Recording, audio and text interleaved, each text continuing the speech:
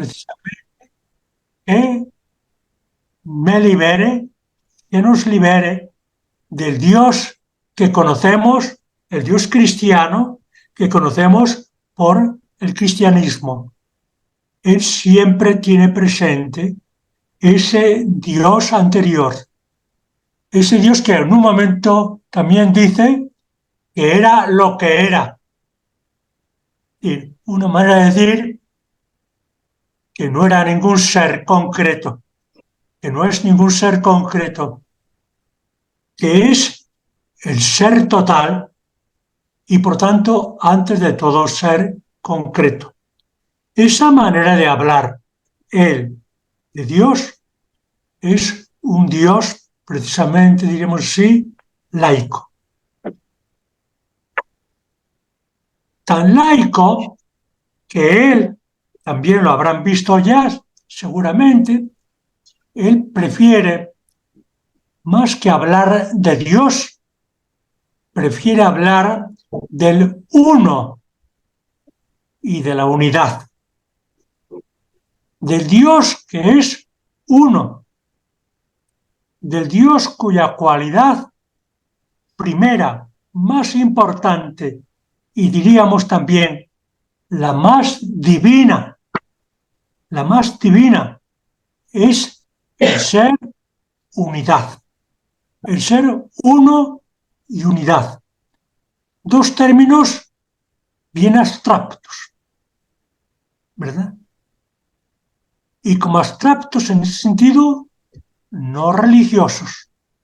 Yo me imagino, ¿verdad? Una persona no creyente, podemos ser nosotros, leyendo a Eckhart cuando habla de Dios uno y unidad, y eso tratamos de entender lo que él entiende y lo que él expresa, a decir que es uno y unidad, que es el todo, que no hay otro, que no hay otra realidad, que él es uno y todo, tan uno y todo que nosotros, decir que es uno y todo, aunque sea un lenguaje como todo lenguaje dualista, en el fondo lo estamos diciendo, o tratamos de decirlo y entenderlo desde la no dualidad, desde él mismo, desde ese uno y unidad que también nosotros somos y del cual nosotros somos, por decirlo así, parte. Somos también ese uno y esa unidad. Esta manera de hablar está delatando precisamente, como digo, esa forma de hablar no teísta. Cuando él habla de esa manera, no es un lenguaje teísta, es un lenguaje laico. Y eso, aunque claro, sus interlocutores fueron siempre, ¿verdad?, creyentes cristianos, laicos, religiosos, teólogos, ¿verdad? Aunque eran cristianos, de hecho, él está usando ese lenguaje que lo puede leer también, como él diría, los paganos. Así como él con frecuencia cita autores no creyentes, autores que él califica de paganos, ¿verdad? Así también él es consciente de que puede ser leído y puede ser citado también por esos, diríamos, pares, por esos hombres y mujeres que, sin ser creyentes, le pueden entender. Yo no sé si él se lo llegó a imaginar, pero se lo podría haber imaginado. Si él escribiera en el mundo actual, él se imaginaría que está escribiendo para un público no solamente religioso creyente, sino para todo ser humano hombre o mujer, creyente, no creyente, religioso, no religioso. Eso me parece que ya es un indicador, ¿verdad?, de cómo de ese carácter no, digamos, no religioso, sino profundamente laico.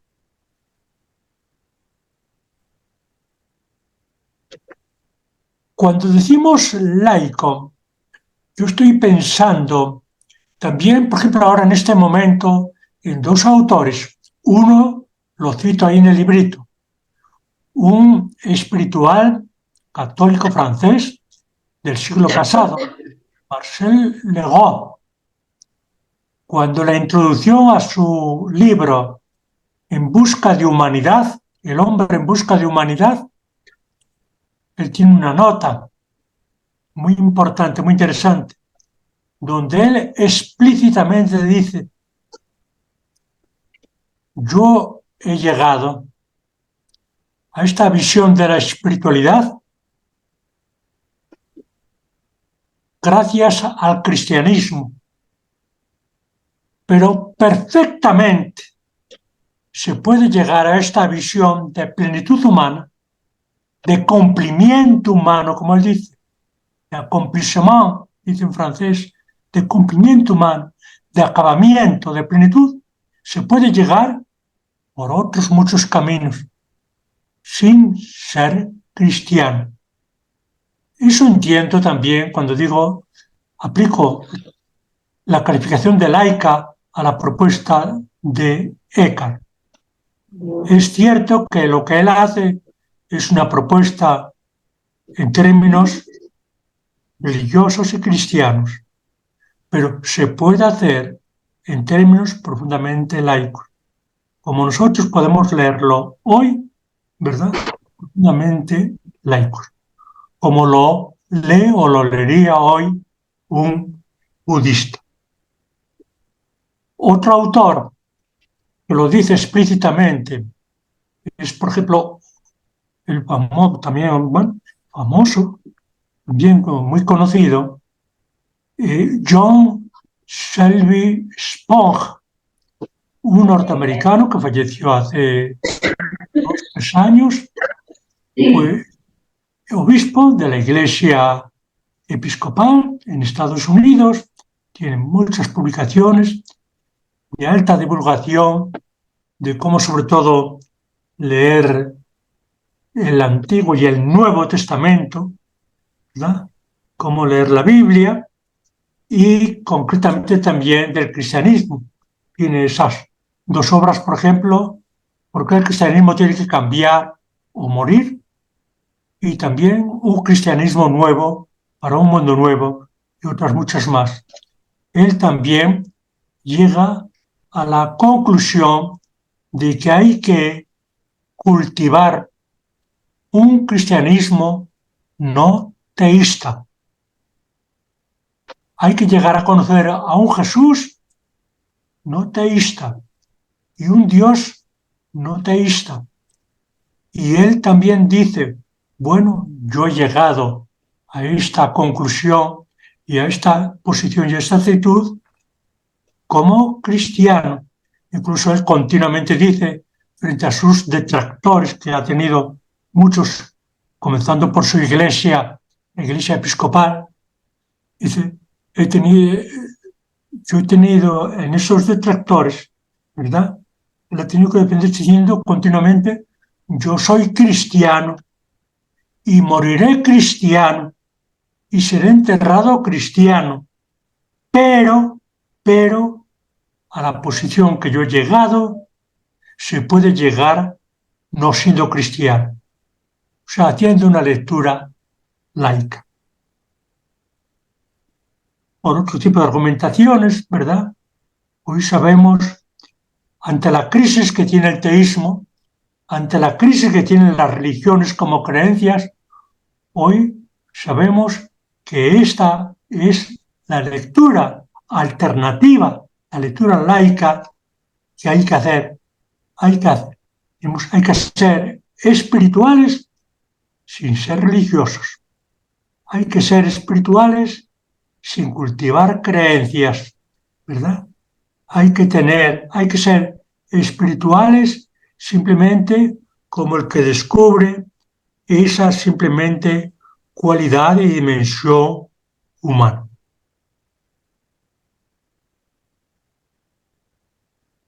También podríamos decir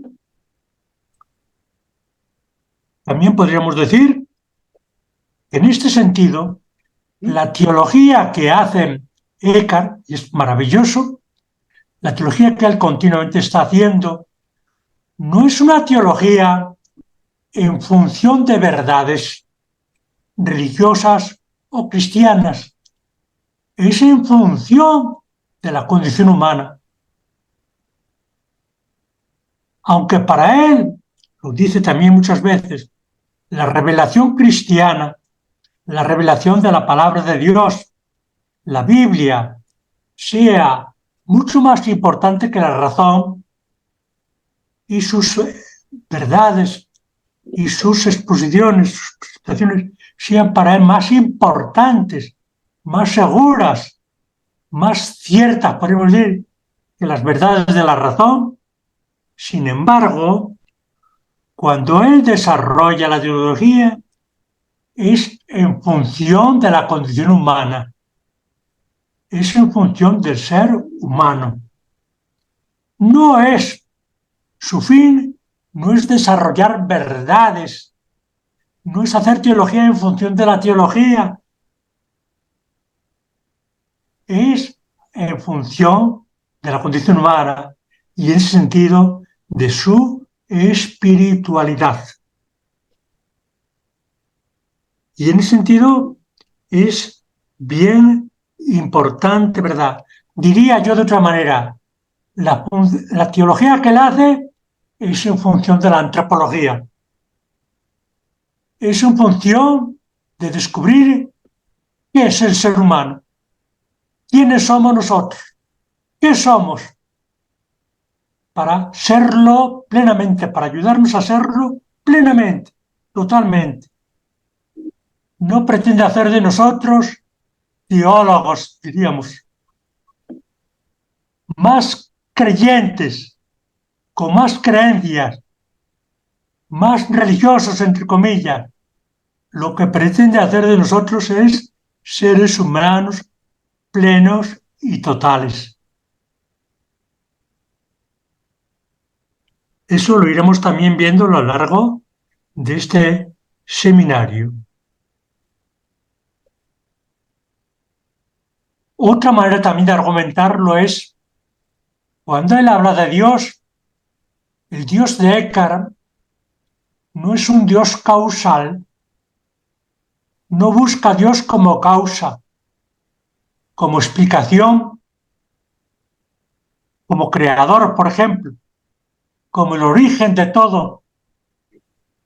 Para él, un Dios causa, un Dios causal, un Dios origen, un Dios creación y creador, propiamente hablando, ya no es Dios.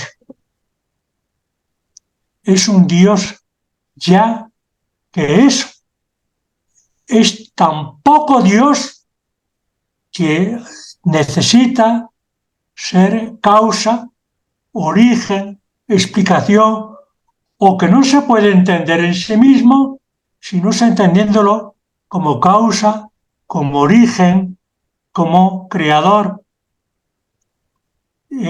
Para él, Dios es, antes de ser causal, ya es Dios. Antes de ser creador y creación, ya es Dios. Dios, eso, era lo que era, como él dice, es plenamente ser, es el ser total, pleno y total, ya antes de la creación de todo. Bien, eso me parece que es muy, muy importante. Rápidamente, una nota más sobre su biografía, sobre su vida. Nace hacia 1260, sin que sepamos fecha, mes, año, y muere. Ya hay autores que ponen la fecha del 28 de enero de 1328. Desde luego, él muere antes de marzo de 1329, en que el Papa Juan XXII publicó la Carta in Agro Dominico, en que, digamos, condena sus 21 proposiciones, unas 11 como heréticas y el resto, unas 15, como, digamos, como sabor, sabiendo, como dice, siendo el gusto de herejía. Entonces, de 1260 más o menos a 1328. Es una figura no solitaria. Vive entre el siglo XIII y XIV, 2 siglos, con el siglo XII también, muy ricos en hombres y mujeres espirituales. Nace en una zona y vive prácticamente en una zona que es de una gran riqueza espiritual, conocida por la mística renana del Rin o también germana alemana.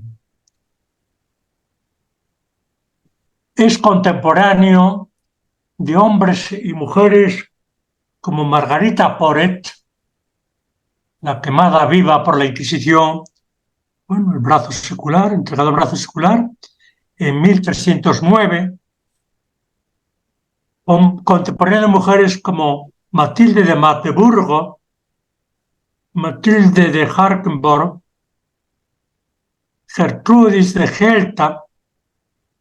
Estas 3 mujeres, todas miembros de un mismo monasterio, el monasterio de Gelta, un monasterio que tuvo muy rico en espiritualidad y que tuvo también una gran influencia. Que estas 3 mujeres hayan sido resultado, producto de un solo monasterio, ya habla por sí solo. Otro aspecto que quiero señalar es que entró muy joven, a los 15 años, entra en una orden religiosa relativamente nueva, ¿verdad? Lleva un siglo de existencia, la Orden de los Hermanos Predicadores, y concretamente en esa zona donde muy pronto desarrollan una teología que es a la vez profundamente muy imbuida de las ciencias de la época y muy imbuida de la espiritualidad, sobre todo en un centro donde él estudió, el centro del estudio general de los dominicos de Colonia, fundado por el famoso Alberto Magno y donde también estuvo colaborando durante 4 años Tomás de Aquino. Y es con estos hombres, ¿verdad?, donde él también se forma en buena parte. Y como estudiante muy desarrollado, muy aplicado, aquellos dominicos en aquel momento, los más, diríamos, más inteligentes, más capaces, son enviados a París, como fue enviado él, para formarse todavía mejor, el mejor centro intelectual que había en aquella época. Allá va a estudiar teología, con el famoso libro famoso de las sentencias de Pedro Lombardo, y allí va a hacerse maestro en teología, estudiando en el periodo 1302-1303, y después, caso excepcional, como también Tomás de Aquino, por segunda vez a ocupar la cátedra de los dominicos extranjeros en 1311. Eso de que por 2 veces fuese a ocupar una cátedra que tenían los dominicos tenían 2 cátedras en aquel momento, una que la ocupaban los dominicos franceses y otra que la ocupaban los dominicos extranjeros. Eso indica la gran potencia, diríamos así, de su mente, de su capacidad realmente teológica. Y después es un hombre que muy pronto fue elegido en cargos muy superiores, siendo provincial y vicario del superior de la orden en esas partes de Alemania. Eso le llevó a ser un hombre de administración, ser un hombre de gobierno y con prestigio, y a tener, como hacía en aquel tiempo, a tener que hacer miles de kilómetros para asistir a los diferentes capítulos, visitar los monasterios de frailes y de monjas, en una época verdaderamente que se hacía a pie y que realmente eso tuvo que afectar también a su salud, a su vida.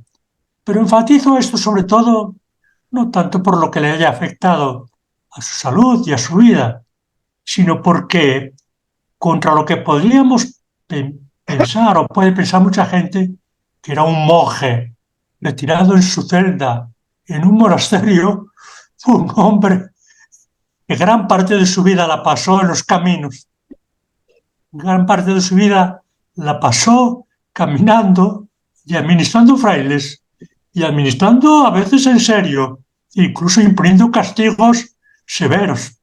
De hecho, dos de los que le denunciaron al arzobispo de Colonia y causantes de su primer proceso, ¿verdad?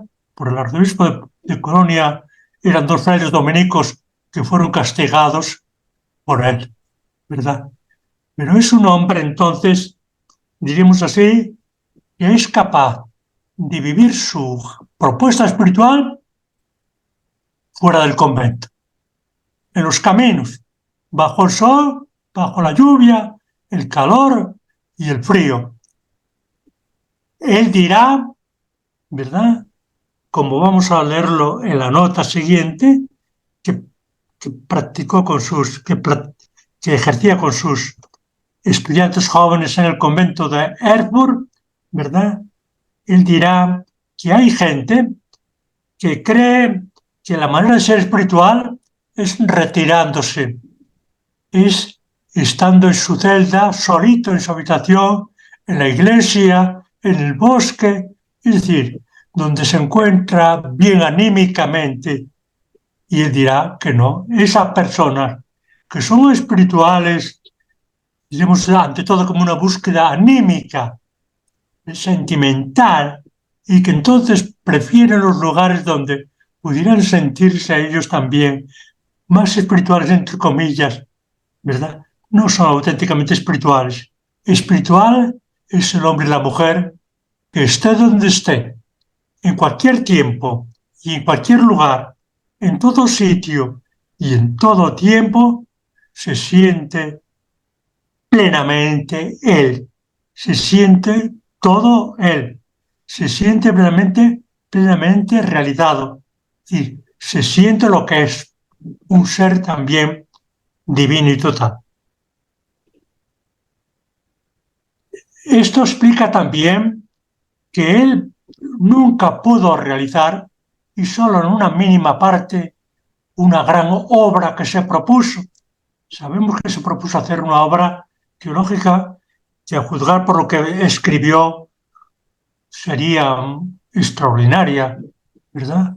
El Opus Tripartitum, la obra tripartita de él, compuesta de, primero, de proposiciones, toda una parte que sería proposiciones, una segunda que sería de cuestiones, que era un término muy recurrido en aquella época, y otra de exposiciones o comentarios, sobre todo a la Biblia, a los diferentes libros de la Biblia.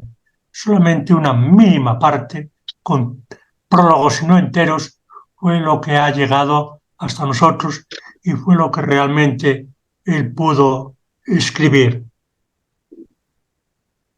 Solamente quiero añadir, para que entremos a dialogar ahora, solamente quisiera añadir algo, diríamos dos notas. A mí personalmente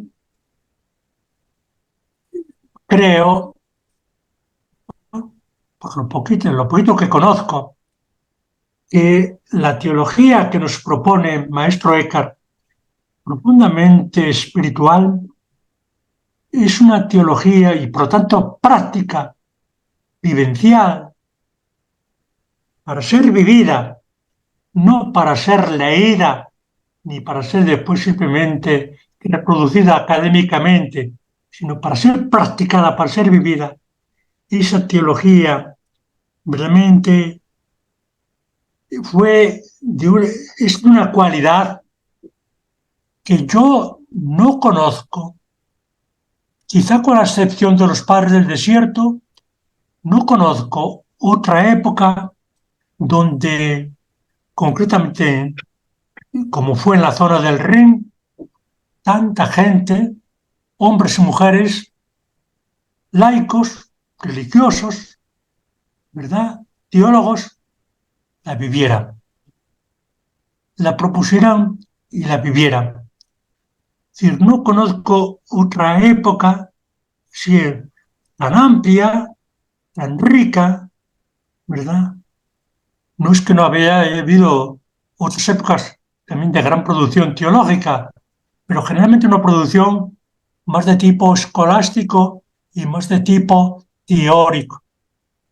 Incluso digo que en ese sentido es superior a la reforma y renovación que ha supuesto el Concilio Ecuménico Vaticano II. El Concilio Ecuménico Vaticano II del siglo pasado, con toda su gran riqueza, pastoral, supuso, y no está acabado ni muchísimo menos, supuso una gran renovación pastoral de la teología y ofreció una gran posibilidad, truncada en gran parte, de renovación para el cristianismo, ¿verdad? Y concretamente el cristianismo católico, para la Iglesia católica. Sin embargo, así con todo, ha sido una propuesta, como diría Marcel Legault, lo que fue un cristianismo como religión renovada. El Vaticano II renovó el cristianismo como religión, renovó otra vez sus creencias, renovó su teología y ha supuesto una gran riqueza. No quiero minimizar la riqueza que esto ha supuesto, ¿verdad? Para la Iglesia, para el cristianismo, para la cultura, para la sociedad de nuestro tiempo, ¿verdad? Pero no llegó nunca, en mi criterio, a una propuesta teológica de la cualidad, de la valía, ¿verdad?, que supuesto esta teología, diremos así, espiritual, que no solamente fue de Eckhart, ¿verdad?, pero, diremos así, Eckhart podría ser como el icono realmente más importante de esta teología. Una lástima que por su dedicación al gobierno y a la administración que le pedían sus hermanos, no pudiese desarrollarla como lo desarrolló, ¿verdad?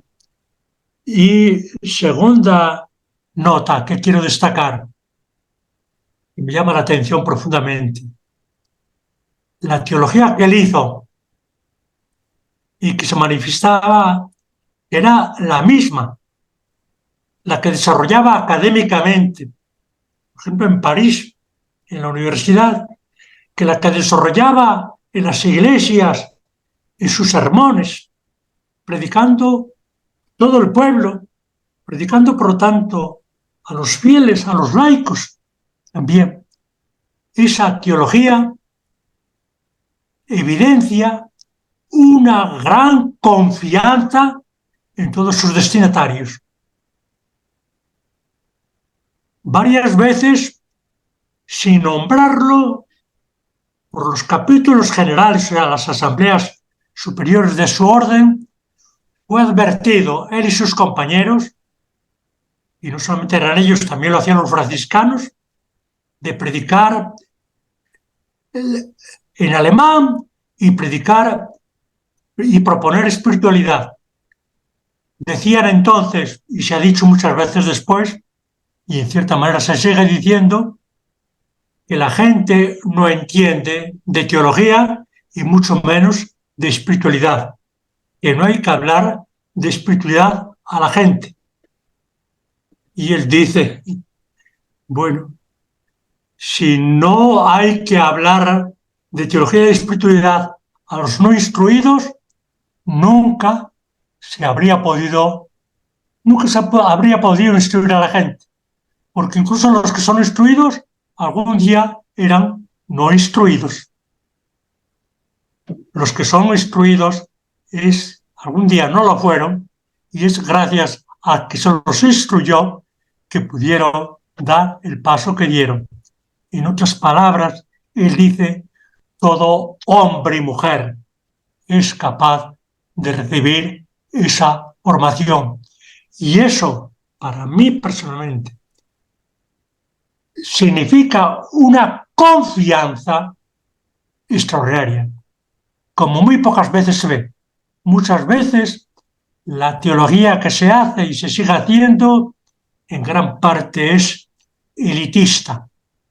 Lleva toda una serie de connotaciones que ya desde que sale es, en cierta manera, excluyente, ¿verdad?, de amplios sectores, y va dirigida casi única y exclusivamente a sectores instruidos académicos. Este hombre y sus compañeros tenían una confianza extraordinaria.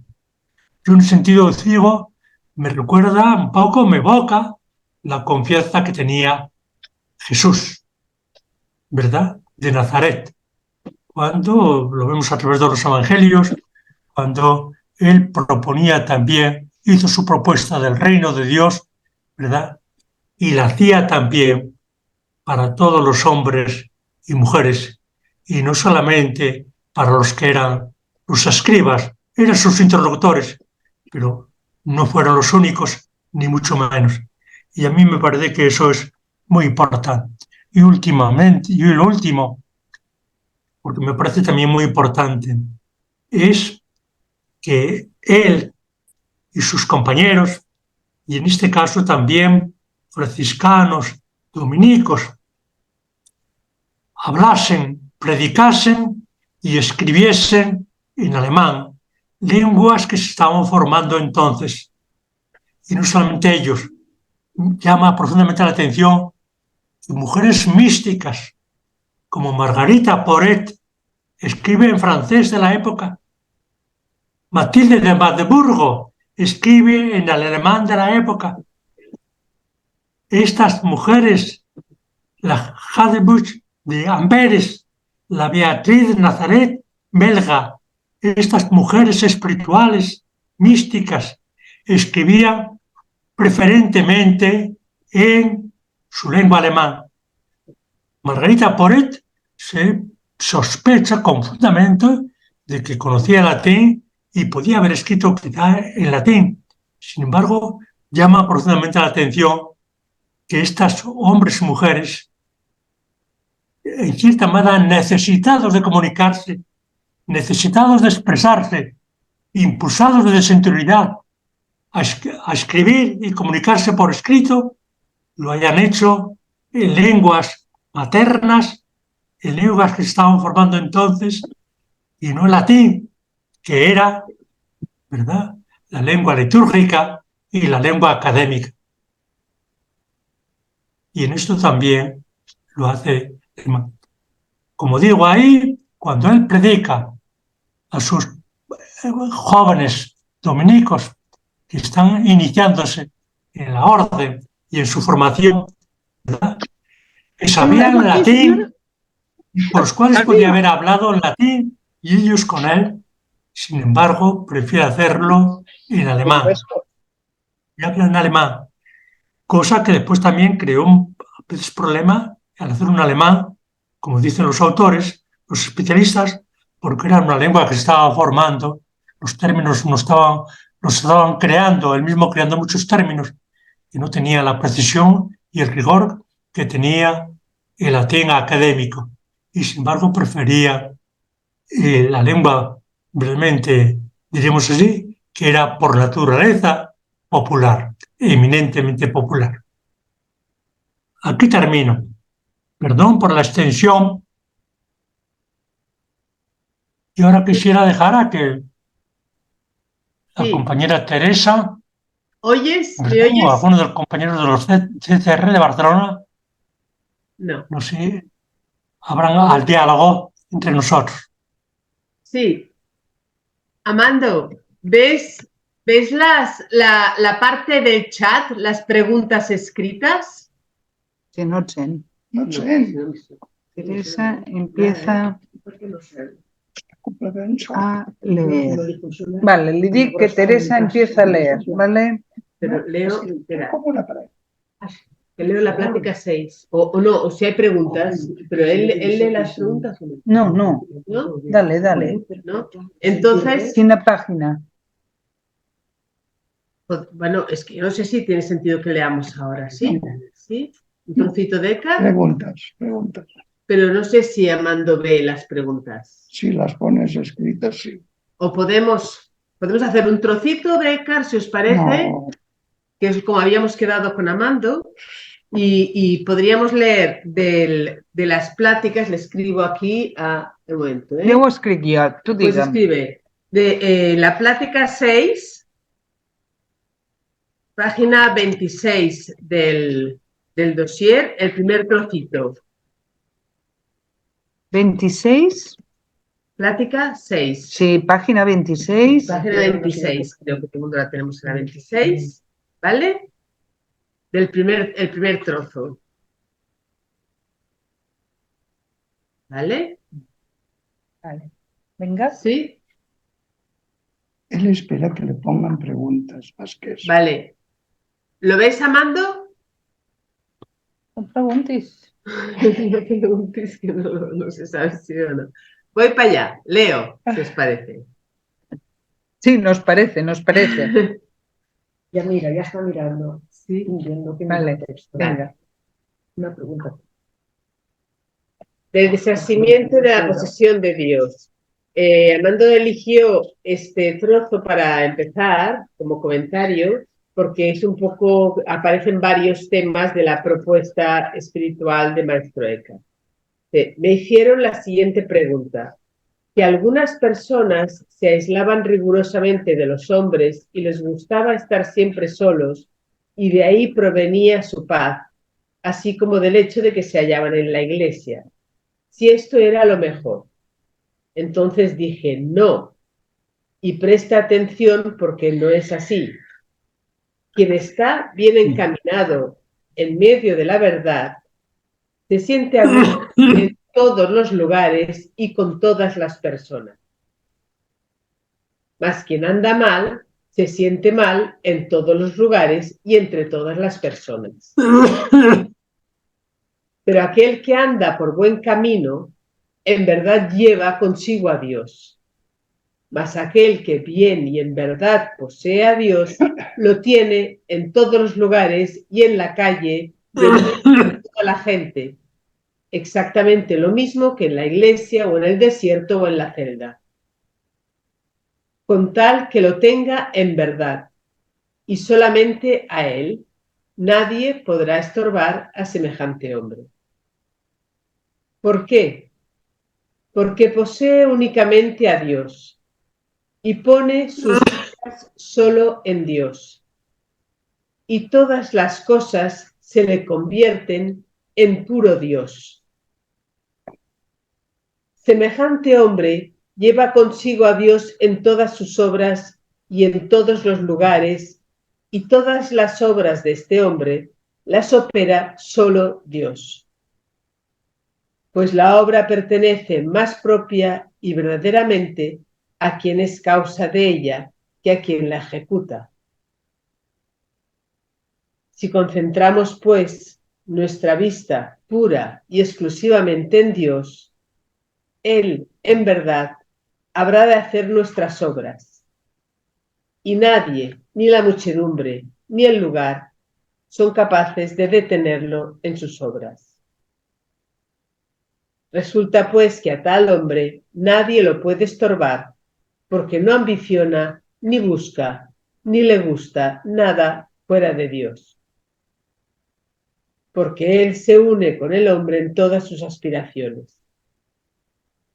Y así como ninguna multiplicidad lo puede distraer de Dios, así nada puede distraer ni diversificar a este hombre, ya que es uno solo en lo uno, donde toda multiplicidad es una sola cosa y una no multiplicidad. Paro ahí, ¿vale? Y hacemos este trocito, ¿vale?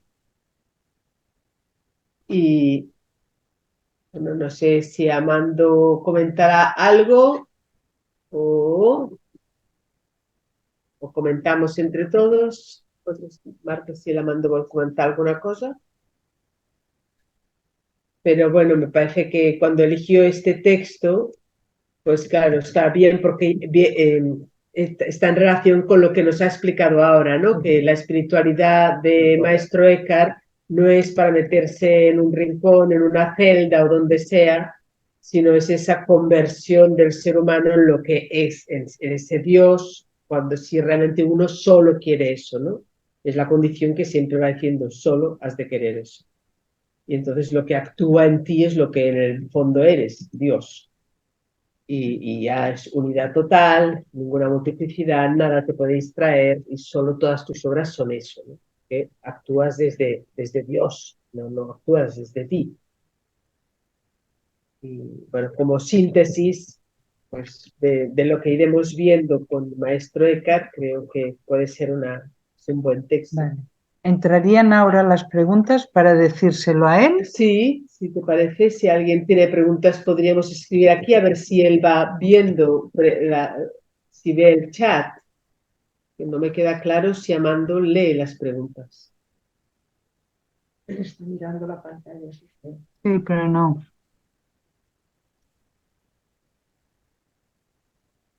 Esto se lo tendré que decir entonces por correo. Yo creo que hoy hagamos lo que podamos. Luego por correo le explicaré que estamos con el chat abierto, que un poco ya habíamos quedado así, pero veo que no lo está viendo.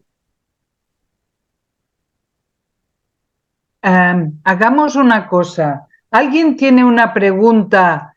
¿La recogemos y se la enviamos a Amando? Sí, tenemos ¿Vale? preguntas, hacemos así, ¿sí?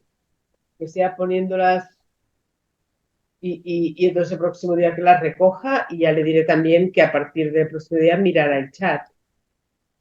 Yo tengo una. Él ha hablado de Jesús no teísta, que lo dice Spong.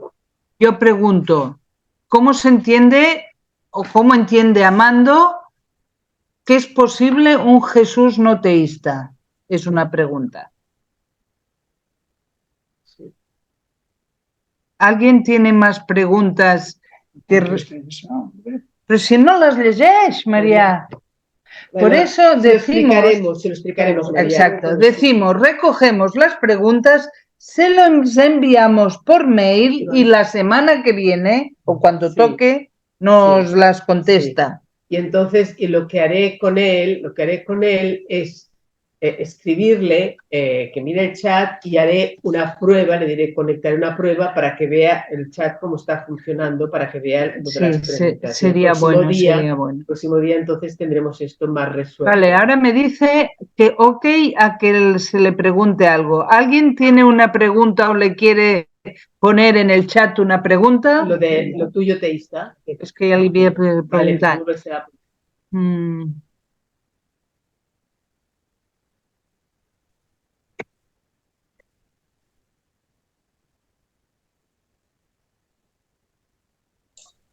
Yo le escribí en privado a ver si él nos puede responder preguntas del chat.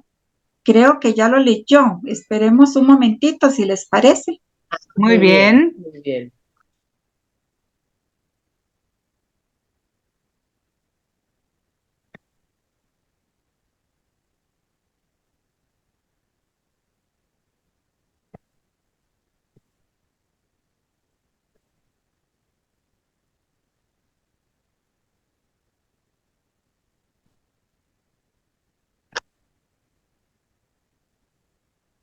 Solo he visto la pregunta de Marta, responde Amando. Bueno, pues que la Pues, conteste. oye, Bueno, pues hasta respóndeme. ahora solo he visto la pregunta de Marta mientras yo hablaba, no lo había visto antes, Sí, y estoy esperando a ver si llegan las demás Sí, preguntas pero o reacciones, comentarios por escrito, porque desgraciadamente no oigo nada. Me dice, pregunta Marta, ¿verdad? Pregunta Marta, estoy en buen camino. Vamos, vamos. No. ¿cómo entender el Jesús no teísta? sí, Bueno, precisamente un Jesús, diríamos así, que supone, por decirlo así, un Dios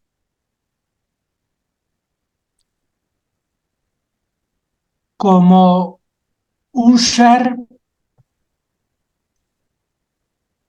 no sobrenatural, fuera de la realidad y que interviene. Generalmente el teísmo es eso, supone concebir un Dios de naturaleza sobrenatural y por encima de nuestro mundo, de la historia del tiempo, de las cosas, y que por su poder interviene de vez en cuando. Es lo que supone el teísmo. Pues bien, el Dios de Jesús no tiene por qué ser, podría haber sido, o sea, él puede haber tenido un concepto de Dios como ser sobrenatural, diríamos extraterrestre, extrahistórico, y que interviene de vez en cuando en la historia humana, en la historia de los pueblos, en la historia de su pueblo, al que llamaba pueblo elegido. Pero no necesariamente. En primer lugar, tengamos en cuenta que Jesús fue judío, no fue griego, no tiene un concepto ontológico de Dios como ser sobrenatural, extraterrestre, superior, extrahistórico y que termina la historia. Esa concepción helenista Jesús no la tiene. Cuando Jesús, sus contemporáneos, hablan de Dios, no hablan de esa manera ontologista. Segundo, hablan de un Dios, ¿verdad? Que incluso es muy frecuentemente lo llaman, por ejemplo, ruach, lo llaman espíritu, que como sabemos es una metáfora, ¿verdad?, que significa soplo, viento, es decir, algo también, digamos así, muy, aún metafórico, pero muy, si se quiere, material dentro de su inmaterialidad, ¿no? O sea, no nos está diciendo, ¿verdad? Con frecuencia no habla de Dios como eso, como un ser sobrenatural, superior, etc. Aun cuando lo llame Padre. Y la relación con ese Dios no es la relación como con un ser sobrenatural, ¿verdad? Que dirige la historia, que dirige todo. Segundo, he citado antes a este obispo de la Iglesia Episcopal, Spong. Spong, en varios de sus libros, ¿verdad? Y aprovechando, digamos así, yo diría que la investigación histórica más importante, exegética, bíblica que se ha hecho del Nuevo Testamento, él justamente llega a la concepción de que, llega a la conclusión de que el Jesús del que nos hablan los evangelios, Pablo, comenzando por Pablo en las cartas, que son los primeros escritos del Nuevo Testamento. Segundo, Marcos, que es el primer evangelio sinóptico. Estos dos, sobre todo, no suponen un Jesús divino. No suponen un Jesús hijo de Dios, engendrado por Dios. Y en ese sentido, como Dios también sobrenatural. ¿Verdad? No lo suponen. Lo que suponen es que es un ser humano. Y la tesis la expresa de es un ser humano que llega a ser plenamente humano, totalmente humano. En el sentido divino, pero no en el sentido de que sea sobrenatural. E incluso va mostrando después cómo Mateo y Lucas ya, o sea, cómo la tradición cristiana a lo largo ya de su recorrido, y ya después no digamos el Evangelio de Juan, van divinizando a Jesús. Pero el Jesús de los primeros cristianos, el Jesús de los primeros 50 años, es a los 50 años de la muerte de Jesús que se está escribiendo el Evangelio de Marcos, y años antes las cartas de Pablo. Ese Jesús no es un Jesús, según expone, y lo razona muy bien, que sea teísta, ¿verdad?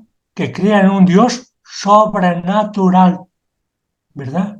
Y que sobrenaturalmente, de manera así teísta, interviene en la historia, sino que es un ser humano, es un judío creyente, ¿verdad? En el sentido que tiene ese Dios, pero un Dios que no necesariamente lo entiende y no lo o pareciera no entenderlo en categorías sobrenaturales, ¿verdad? Y yo creo, o sea, que se puede, personalmente creo, que se puede, digamos así, abrazar, tener la experiencia espiritual que tuvo Jesús sin necesidad de admitir, de ser teísta, de admitir ese Dios de tipo sobrenatural. Pero creo que incluso en estos estudios, ¿verdad?, se muestra cómo ese mismo Jesús no fue teísta, sino que eso fueron añadidos, interpretaciones que se fueron haciendo después, ¿verdad?, con la tradición cristiana, ya en los años 60, 70, 80, 90, ¿verdad?, ya posterior digamos así, en la tradición del Nuevo Testamento.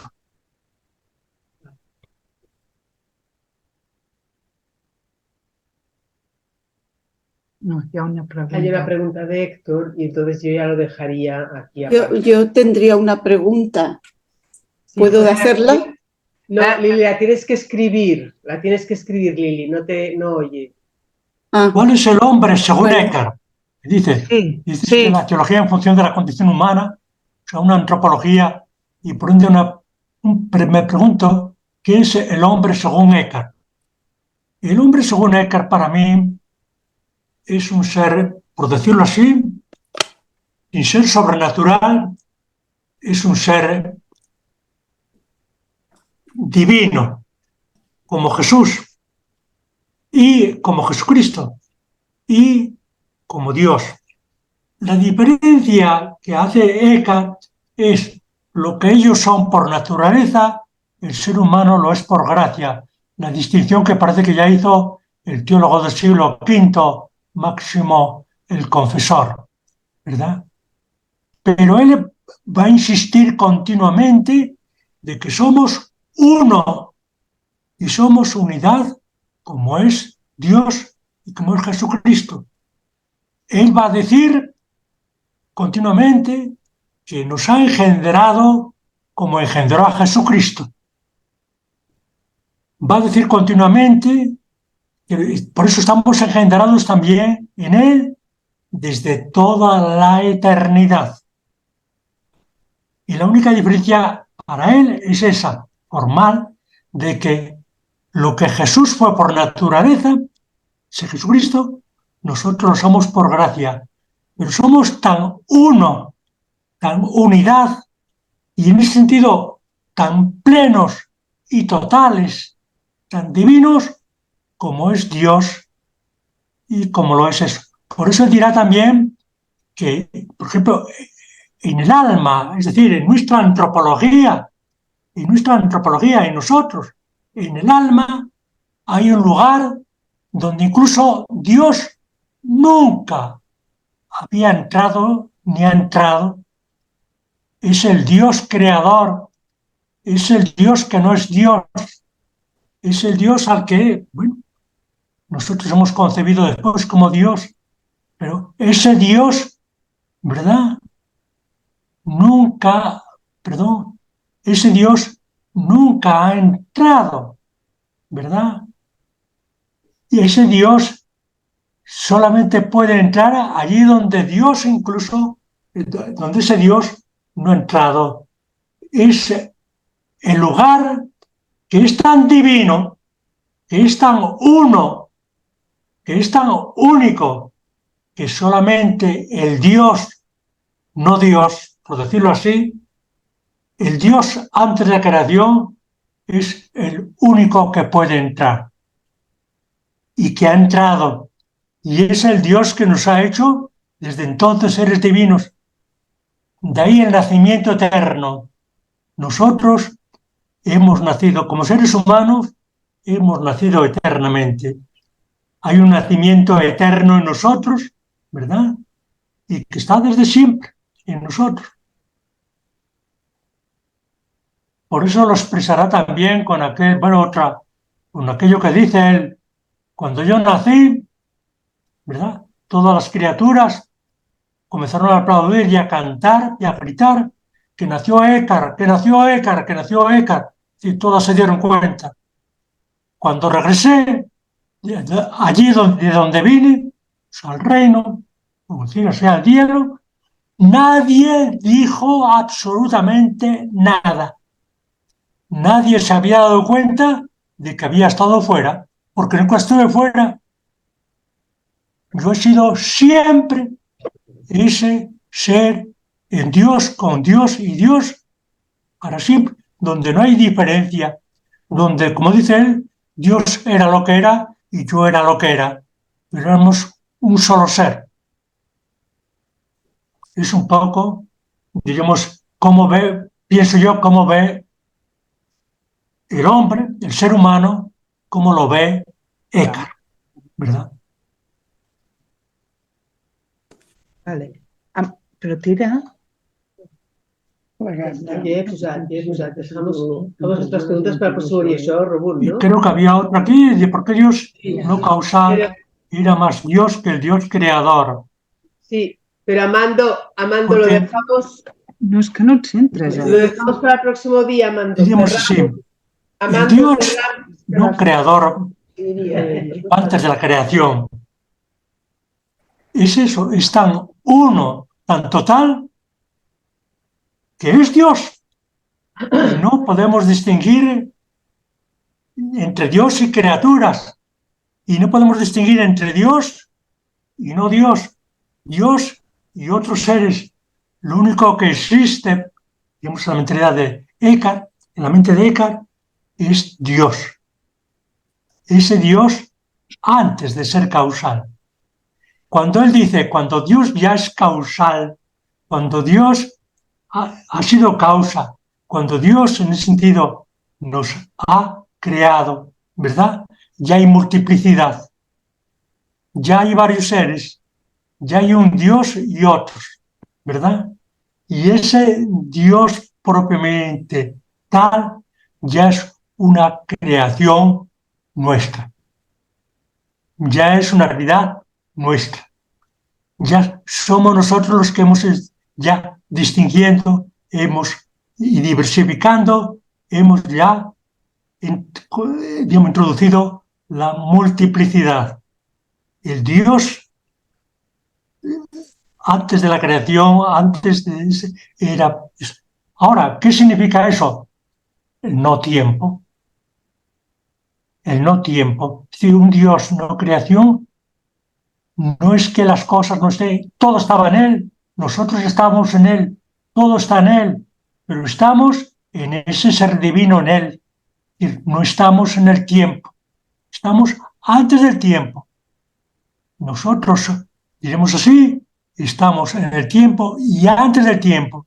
Y el ser propiamente nuestro es antes del tiempo, es en ese presente único, sin duración, que es el ser, y es el ser total, a mi modo de ver. Y por eso creo que eso distinguirlo ya lo distingue, y se expresa en esa petición que él repite varias veces. Por eso le pido a Dios que me libere de Dios. El Dios, ¿verdad? Sin otro, que me libere de ese Dios ya con los otros. Y ese Dios que yo ya hago creador, que yo ya hago causa, que hago principio, que hago origen. Vale. Lo dejamos aquí.